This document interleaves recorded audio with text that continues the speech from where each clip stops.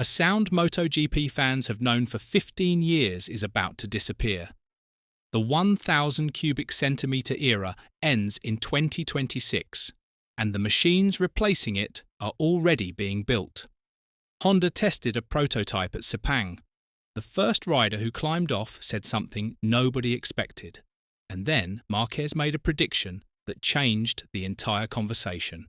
And that prediction starts with understanding why MotoGP pulled the plug on the most exciting era it ever produced. Because the decision was not about money or politics or a manufacturer pushing for an advantage. It was about something far simpler and far more uncomfortable.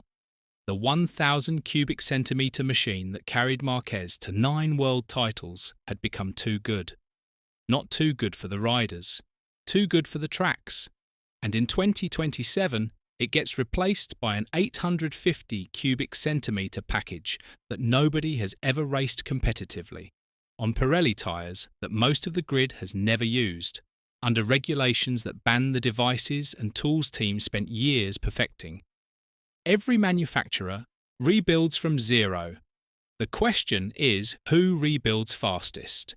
Before we go any further, if you enjoy real MotoGP analysis, the technology, the politics, the stories behind the headlines, subscribe. Let's get back to where this story really begins. The 1,000 cubic centimetre machine arrived in 2012, promising more power and more spectacle. It delivered both. It also delivered something nobody fully planned for: speeds that the circuits were never designed to contain. Nobody built these tracks for what MotoGP became. Marquez put the problem plainly. On many circuits, we were reaching close to 360 kilometers per hour.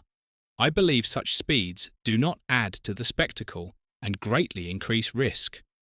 And then, we need big runoff areas, because if something goes wrong, the wall starts to look closer. The clearest safety alarm from a reigning champion in the modern era. Not a complaint from a rider struggling with the pace. A precise statement from the man who has pushed closer to those limits than anyone currently. Racing. Even Ducati's own technical boss, Gigi Dall'Igna, acknowledged it. Trying to limit the maximum speed of the bike is definitely a good thing from a safety point of view, he said.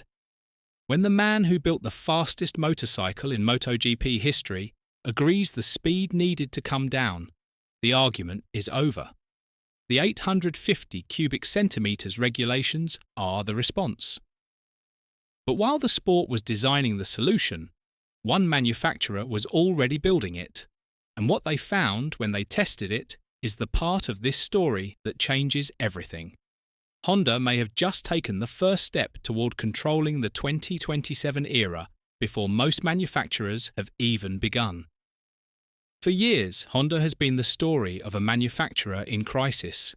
No race wins, declining performance, a Marquez departure that exposed how deeply the project had depended on one rider. The engineering culture that produced 6 consecutive world championships did not disappear. But on a grid shaped entirely by Ducati, it could not find its way back. The HRC that showed up at Sepang with an 850 cubic centimetre prototype is not the dominant force of the Marquez era. It is a manufacturer with deep institutional knowledge, enormous resources, and the most powerful motivation in the paddock. The need to prove that what happened to them in the 1,000 cubic centimetre era will not define what comes next. Nakagami climbed off and delivered his verdict. The first impression is super light.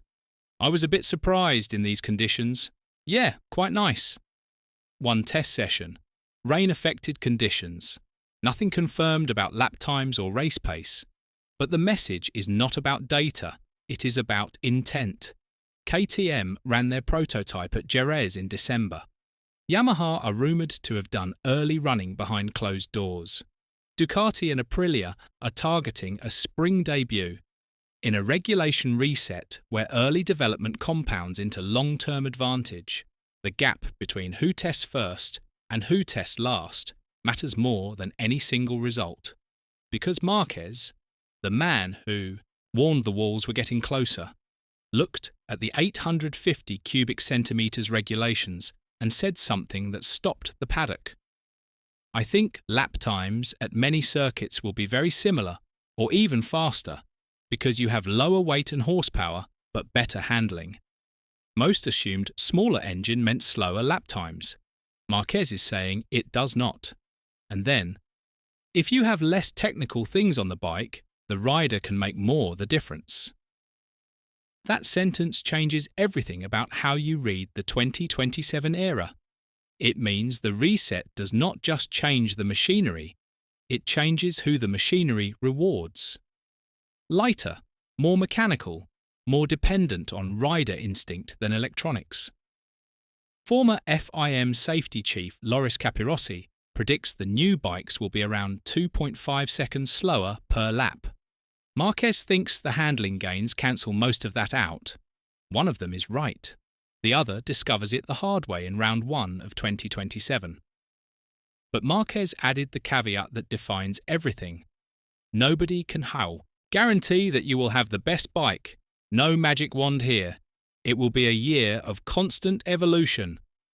Honda testing first, KTM second, Yamaha behind closed doors, Ducati and Aprilia not until spring. Marquez saying lap times could actually be faster. Do you think the 850 cubic centimetre era genuinely reshuffles the order? Or do the same manufacturers end up on top? Drop your answer in the comments. The manufacturers who solve the new package fastest will control the first years of the era.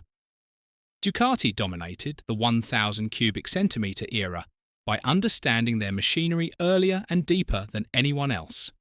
Honda dominated the era before that for exactly the same reason.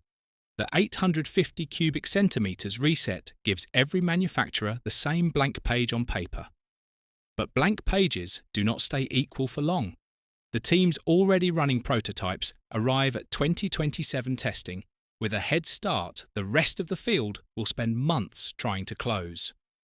Daligner admitted it would take until 2032 for bikes to return to current speeds. That is 6 years of a genuinely different kind of MotoGP. 6 years where whoever reads the new package most accurately right now builds an advantage that shapes the entire era.